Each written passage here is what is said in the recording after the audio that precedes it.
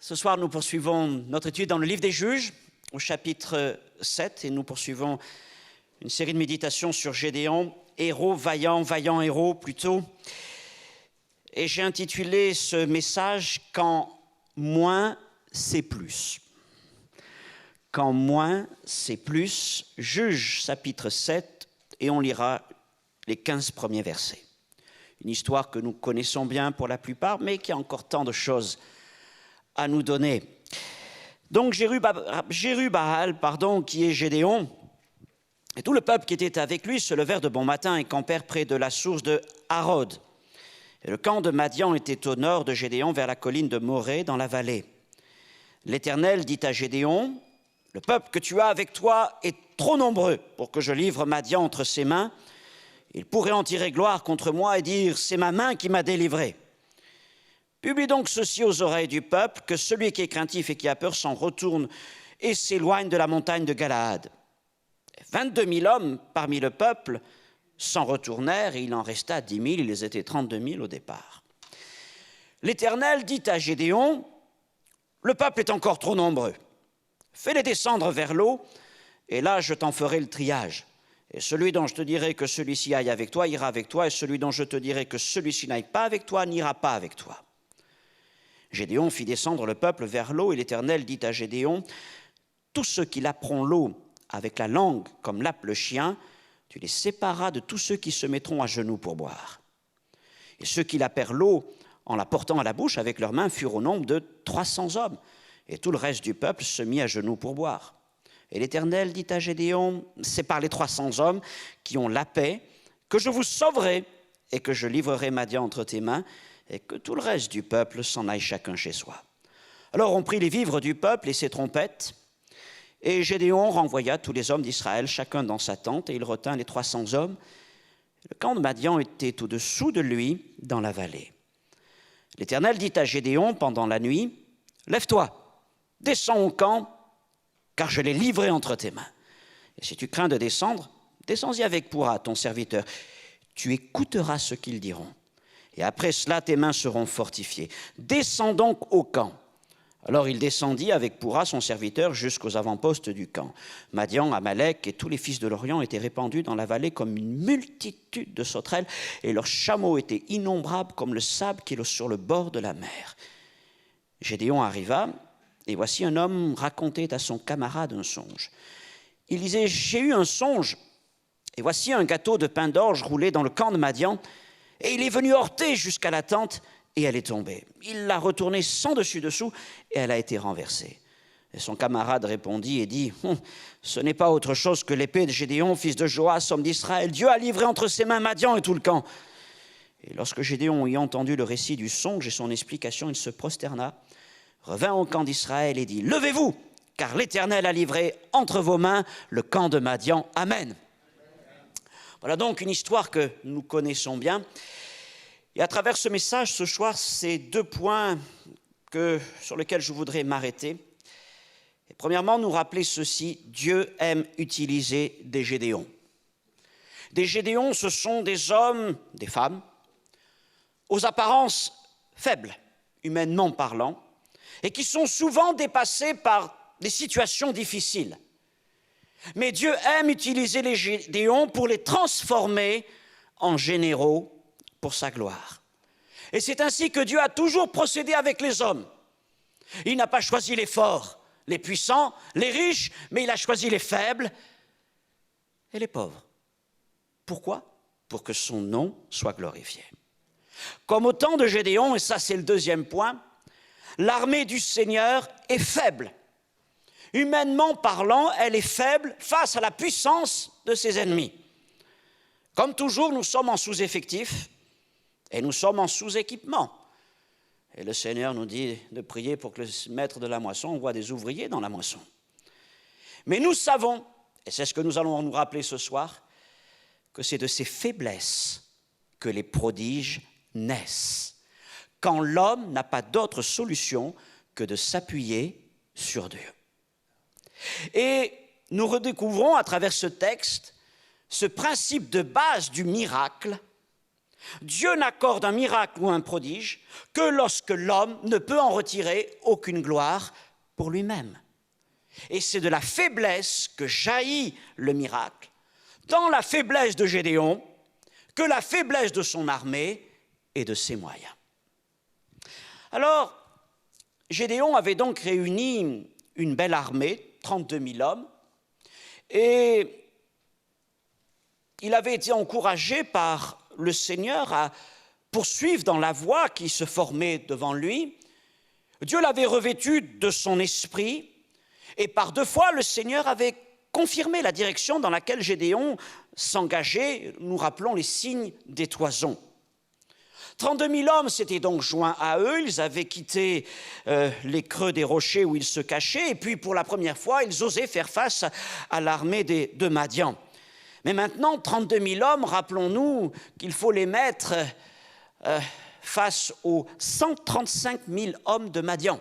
C'est ce que nous dit Juges, chapitre 8, verset 10. L'armée ennemie comptait 135 000 hommes, montés sur des chameaux et très bien équipés en matériel.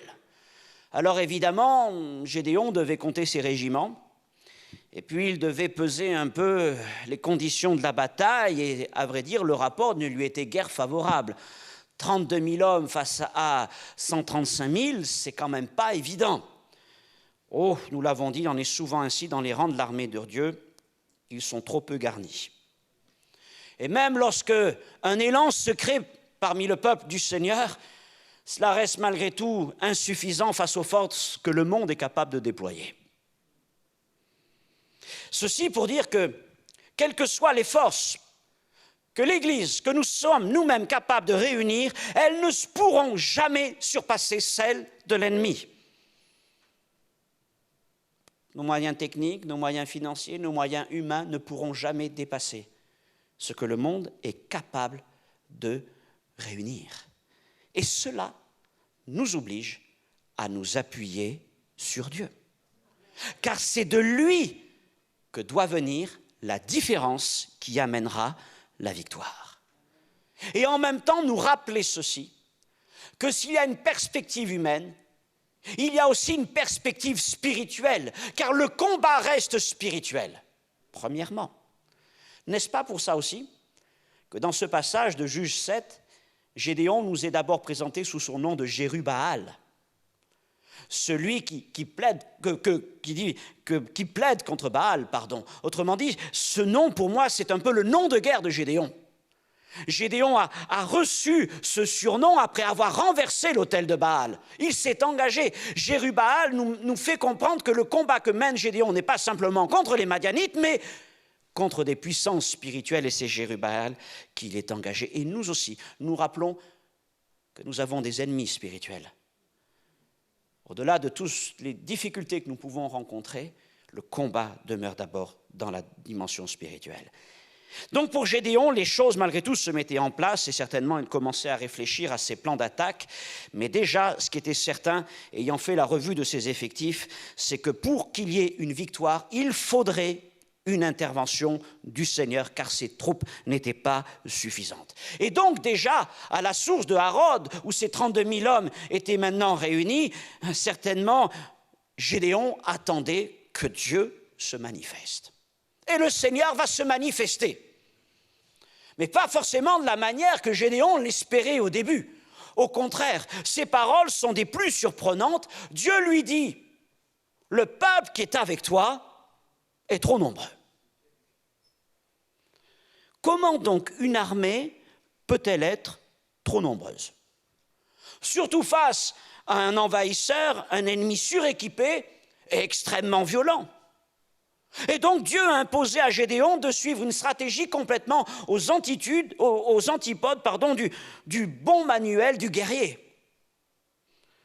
Il lui dit en quelque sorte, pour vaincre, tu dois d'abord réduire tes troupes au minimum. Ce qu'on doit comprendre, c'est qu'Israël, qui était déjà faible, devait devenir encore plus faible pour que Dieu agisse. Et pourquoi donc le Seigneur veut-il affaiblir celui qui est déjà faible? La raison invoquée pour réduire le nombre des combattants est donnée par le Seigneur. En quelque sorte, ce que nous devons comprendre, c'est que si Israël, avec son armée de 32 000 hommes, gagne, même avec l'appui de Dieu, face aux Madianites, cette armée de 32 000 hommes pourrait dire « c'est ma main qui m'a sauvé ». Autrement dit, cette armée est faible, mais elle n'est pas suffisamment faible pour ne pas envisager de réaliser un exploit par elle-même. Et c'est pour ça que Dieu veut encore plus affaiblir cette armée pour qu'elle en arrive à un point où elle dira « s'il y a victoire, c'est parce que Dieu est complètement intervenu de A à Z ». C'est pour ça que Dieu veut affaiblir cette armée. Maintenant, comprenons ceci. Dieu ne cherchait pas une victoire pour Israël. Car donner une victoire ne résoudrait en rien le véritable problème d'Israël. Le problème d'Israël, ce n'est pas Madian. Madian est en Israël parce qu'Israël a un problème avec Dieu avant Madian. Ne l'oublions pas. Israël avait failli par rapport à ses engagements envers Dieu. Il y en avait de plusieurs sortes. L'idolâtrie, le péché, tout ceci était des manquements. Mais dans ce texte, je pense qu'il y a quelque chose de plus important encore que ça, ou disons un autre aspect de ces manquements, c'est dans le domaine de la foi. Israël avait failli dans le domaine de la foi. Au lieu de placer sa confiance dans le Seigneur, Israël mettait sa confiance dans les choses visibles. Lorsque l'armée d'Israël sentait que la victoire était à portée de sa main, alors Israël s'engageait dans le combat. Mais si jamais Israël sentait que l'ennemi était mieux armé, alors il refusait d'engager les hostilités et essayait de trouver des solutions de compromis. Il se disait que la cohabitation est préférable à l'affrontement. C'est ce qu'on voit notamment dans Juges chapitre 1er, où il est question de certaines tribus d'Israël comme Juda qui va monter au combat et qui va remporter des victoires, mais il est question de d'autres tribus qui, elles, face aux armées ennemies, vont essayer de trouver des accords. Jugeant l'ennemi trop puissant, ils vont essayer de trouver des arrangements. C'est ce qu'on avait vu l'année dernière quand nous étudions la vie de Samson. À l'époque de Samson, les Philistins paraissaient trop puissants pour qu'Israël aille se battre contre eux et Juda préférait vivre même dans l'asservissement jusqu'à livrer Samson plutôt que de relever le défi du combat. Mais ces ententes amicales étaient en horreur à l'Éternel. Israël devait conquérir le pays. Peu importe les armées en présence, puisque c'est Dieu qui décide de l'issue des combats, c'est lui aussi, c'est Dieu qui désigne qui sont les vainqueurs et qui sont les vaincus. Mais bien sûr, ce qui est dit là concernant Israël nous concerne à nous aussi. Nous avons une mission du même ordre. La parole doit être annoncée aux hommes pour que les hommes croient et qu'ils soient sauvés. Quel que soit l'ennemi que nous avons en face de nous, quel que soit son nombre, son équipement, quelle que soit sa violence, nous ne devons pas nous replier sur nous-mêmes, mais nous devons mener l'assaut par nos forces, mais surtout par la puissance du Saint-Esprit. Et je rajouterai l'audace de la foi. L'audace de la foi allait faire face à l'ennemi. Pour Israël, un succès avec une armée imposante, si Gédéon avait été capable de réunir 200 000 hommes, aurait peut-être, bien sûr, résolu le problème de l'ennemi, Madian aurait disparu. Mais si Gédéon avait vaincu avec une armée de 200 000 hommes, ou même de 32 000, peu importe, le problème majeur resterait celui de l'incrédulité envers Dieu. Et c'est ça que Dieu voulait guérir. Le problème d'Israël n'était pas Madian, mais dans ce cas-là, c'était son manque de foi. Or, le peuple devait apprendre, non pas simplement à vivre, mais à agir par la foi. Et Dieu donc voulait donner une victoire à Israël où la part de foi serait immense et la part de la force humaine insignifiante. Et c'est vrai tant pour Gédéon, son chef,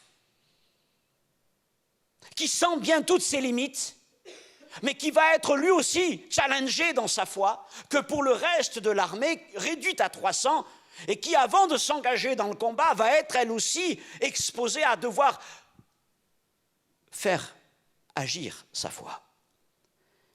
Et c'est pour ça que Dieu a imposé cette diminution drastique des effectifs de l'armée de Gédéon, afin qu'il ne triomphe point par l'épée, par l'arc ou le javelot ou la fronde, mais qu'il triomphe par la foi dans la parole de Dieu. Ça s'applique pour nous aussi. Il est évident que nous n'aurons jamais les forces qui conviennent. Je parle de force humaine, de force matérielle, pour atteindre cette ville de Paris. Mais nous avons quelque chose que le monde ne peut pas nous prendre, c'est la parole de Dieu. Mais il ne s'agit pas simplement de l'avoir comme nous pourrions avoir nos Bibles dans la main. Il ne s'agit pas simplement de l'avoir dans nos cœurs, mais il s'agit aussi de l'avoir dans nos mains. Pour dire maintenant, nous allons aller de l'avant. Nous allons maintenant aller au-delà, même si nous n'avons pas toutes les ressources et tous les moyens, parce que Dieu est avec nous. Dieu a donc imposé une diminution des forces armées de Gédéon en 2 étapes. La première étape, on la comprend assez bien, Dieu commença par purger les troupes de Gédéon de tous les craintifs. Le texte dit qu'ils campaient à la source de Harod, au verset 1er. Harod veut dire en quelque sorte poltron. Certainement, on a appelé ce lieu en souvenir après de ce qui s'était passé là. Mais ma foi, ce n'est pas une si mauvaise idée que ça de faire le tri, hein, parce que la peur peut être un véritable fléau, et un fléau des plus contagieux. Un petit groupe apeuré peut contaminer rapidement toute une troupe. D'ailleurs, la loi, Moïse lui-même, avait déjà recommandé de dispenser de l'armée les craintifs, ceux qui avaient peur. Deutéronome, chapitre 20, verset 8, que ceux qui ont peur quittent l'armée, mais aussi les indécis, et aussi les jeunes mariés, pour d'autres raisons. Deutéronome 20, versets 5 à 7. Enfin, il y avait l'idée quand même de retenir des vaillants hommes. De 32 000, ils sont descendus à 10 000. 10 000 vaillants hommes qui n'ont pas peur et qui sont prêts à aller au combat. Gloire à Dieu. C'est moins, mais enfin bon, c'était déjà 10 000. Mais voilà, Dieu ne s'arrête pas à ça. Oh. Le Seigneur veut encore réduire l'armée. Et la deuxième réduction va limiter les effectifs de 10 000 à 300. Alors là, bien sûr, il y a beaucoup de choses qui ont été écrites au sujet de cette fameuse réduction.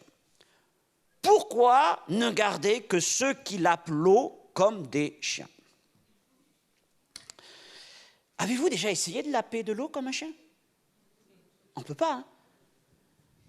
Notre langue ne nous permet pas de faire ceci. Vous essayerez chez vous si vous n'avez jamais essayé. Vous allez voir, Il se trouve, j'ai lu dans des commentaires que les Bédouins auraient développé cette capacité. Ils auraient appris à faire cela, peut-être parce que, je ne sais pas, les qualités du désert, enfin, j'en sais rien, mais il semblerait que ce soit ça, qu'ils soient passés maîtres en la matière de laper l'eau comme des chiens. Bon, qu'est-ce qu'on doit comprendre dans cette histoire? Il y a donc, et là encore, c'est très difficile à comprendre, parce que, alors, il y a ceux qui se mettent à genoux, met-il un genou à terre, 2 genoux à terre. Il semble qu'ils vont mettre 2 genoux à terre, ils vont mettre les mains, je ne sais pas, ils vont boire l'eau comme ça fait très difficile, ou alors ils vont mettre la bouche directement dans l'eau. Il y a ceux qui vont laper. Alors, est-ce qu'ils vont laper? Donc, ils vont prendre l'eau dans la main, mais est-ce qu'ils vont le faire en étant complètement à plat ventre ou en restant debout? Vous voyez, c'est très énigmatique parce que tout ça, ça peut faire complètement changer l'interprétation.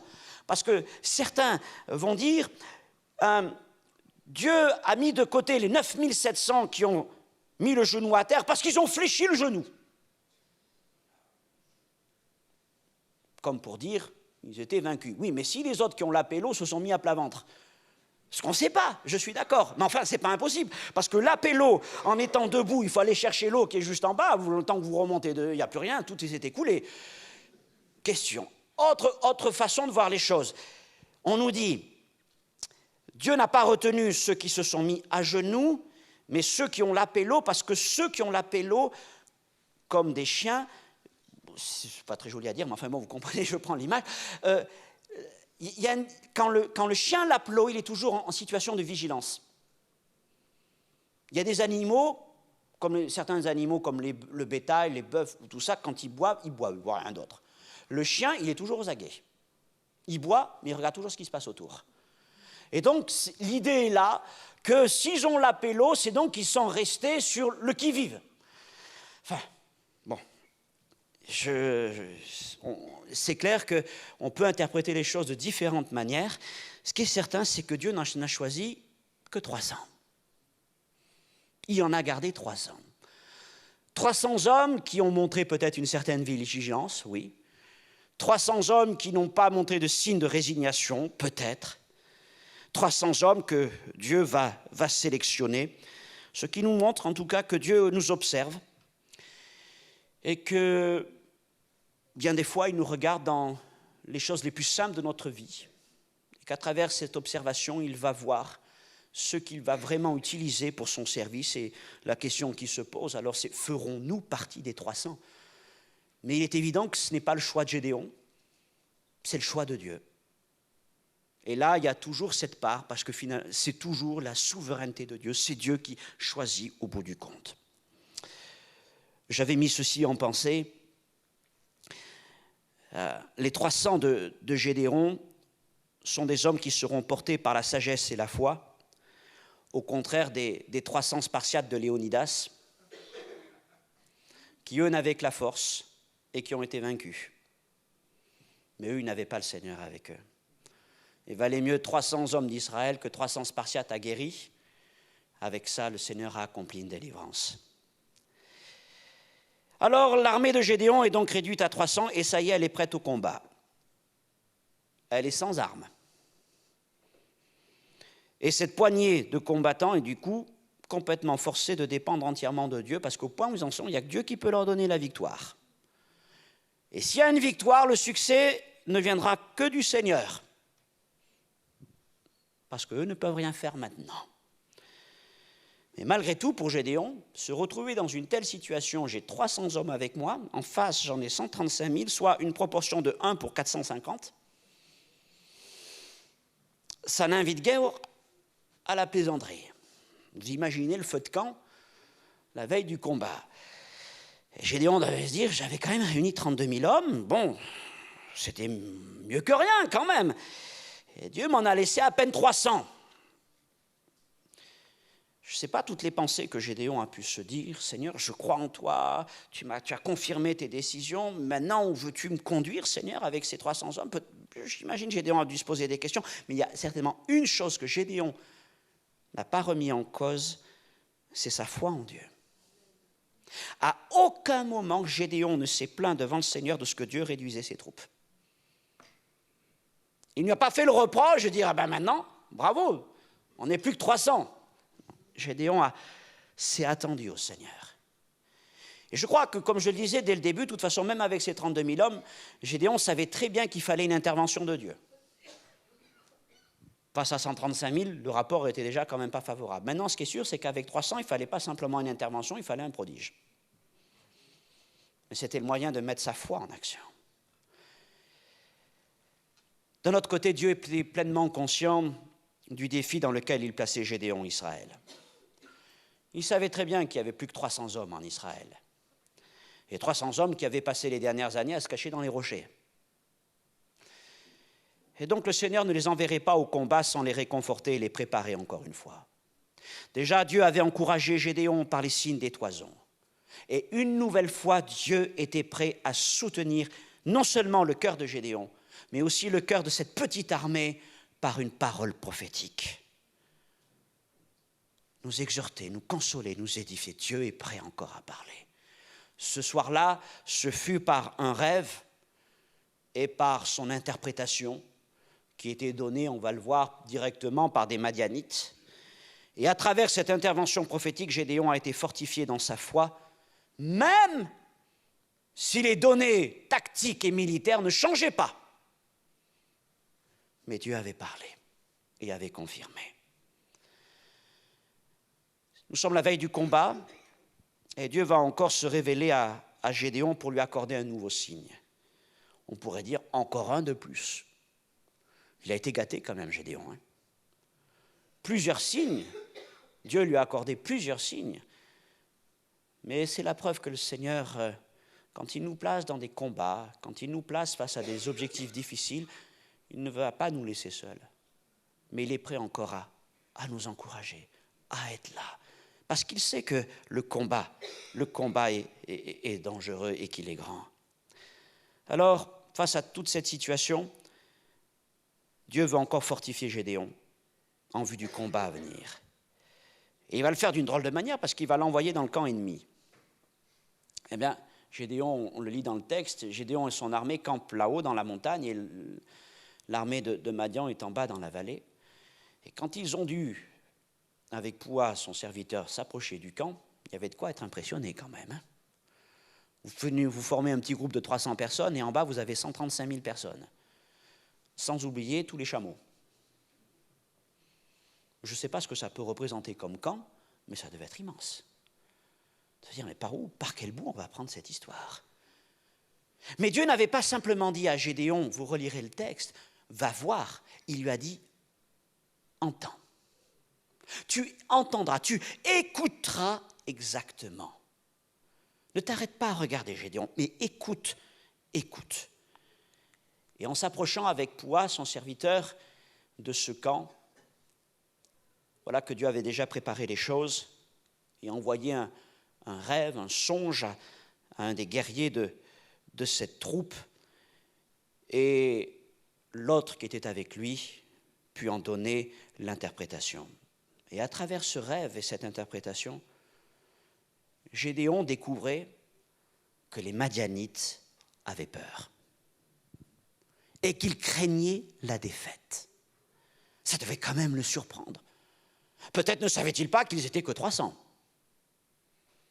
Mais je crois surtout que déjà Dieu agissait dans leur cœur. Dieu commençait à répandre sa terreur dans le cœur des armées de Madian. Et l'ennemi était déjà en train de s'affaiblir. Ça, Gédéon ne le savait pas. Mais Dieu commençait déjà la délivrance. Mais à travers le rêve et son interprétation, Gédéon va découvrir que Dieu lui donne un précieux indice sur la tactique à suivre. Le songe affirmait ceci, le pain d'orge est venu dans le camp de Madian jusqu'à la tente, l'a heurtée et elle est tombée, il l'a renversée sans dessus-dessous et elle a été renversée. Juge 7, 13. Le pain d'orge représentait Israël. Rappelons que Madian venait en Israël pour piller tout ce qu'il y avait dans les greniers. Et la tente qui va être renversée, c'est bien la tente du guerrier qui se repose la nuit. Ce qui veut dire qu'à l'interprétation de ce rêve, Gédéon comprend ce que Dieu attend de lui. Ce qu'il attend, c'est qu'il mène une attaque de nuit lorsque les Madianites seront sous leur tente et qu'ils dormiront. Il comprend que c'est à lui, Gédéon, de prendre l'initiative. Et comme le pain a roulé dans le camp, c'est à lui, avec ses hommes, à venir vers le camp. Et Dieu allait provoquer quelque chose, il mettrait le camp sans dessus-dessous. Il créerait la confusion. Et bien sûr, la prochaine fois, nous verrons comment ces choses se sont passées. Nous connaissons les cruches et les trompettes, les flambeaux, comment Dieu a agi d'une manière extraordinaire. Mais ce qui est certain ce soir-là, c'est qu'en amenant Gédéon face à l'ennemi, Dieu n'a pas cherché à effrayer Gédéon, mais au contraire, il voulait le rassurer et même le fortifier, en lui donnant deux choses. D'abord, de découvrir que l'armée ennemie avait déjà peur parce que Dieu agissait au milieu d'eux. Et deuxièmement, il lui indiquait la stratégie à suivre pour remporter la victoire. Dieu peut nous faire voir les forces de l'ennemi, faire voir les défis qui sont là, non pas pour que nous ayons peur, mais parce qu'il a certainement déjà un plan qui est prévu pour que nous puissions remporter la victoire. Mais encore, fallait-il oser prendre l'initiative? Et en rentrant, Gédéon va se lever. Il va appeler le camp. Et lui, dont on dit qu'il était un homme si faible, va réunir ses 300 hommes. Et j'admire autant la foi de Gédéon, parce que lui, il sait ce qu'il y a en bas, que la foi de ces 300 hommes qui vont suivre Gédéon tout en se demandant, mais où va-t-on ?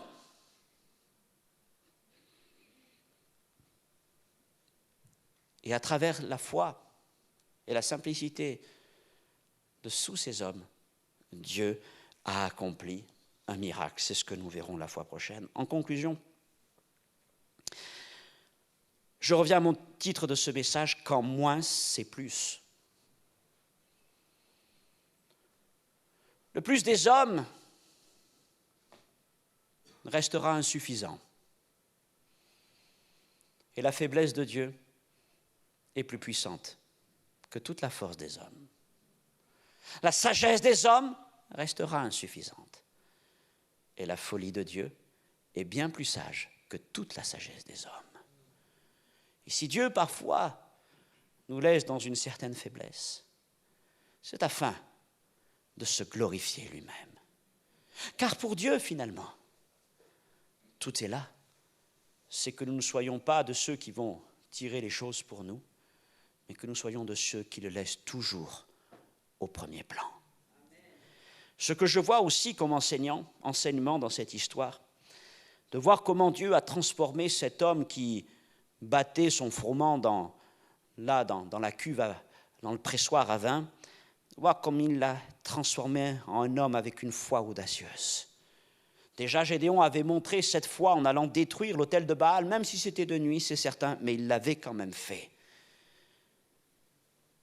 Et puis, il a appris à ne pas regarder à ses ressources personnelles, à ne pas regarder à ses ressources dont il disposait autour de lui, à ne pas regarder aux puissances, aux forces qu'il avait en face de lui, mais à se confier entièrement en Dieu.